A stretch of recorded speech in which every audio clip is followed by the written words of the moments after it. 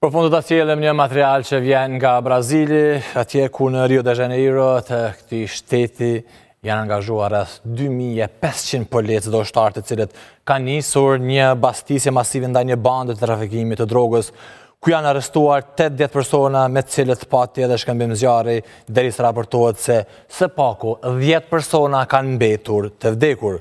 Në këtë bastisje që konsiderohet ndër më të mëdhat të këtij lloji në histori, autoritetet thanë se janë përfshirë edhe policë me helikopter dhe automjete të blinduara, të cilët kishin targetuar komandën famkeqe të kuqe që njihet atje, pjesëtarët e së cilës duke dalë nga burgu kanë zgjeruar kontrollin viteve të fundit, teksa në pamjet që janë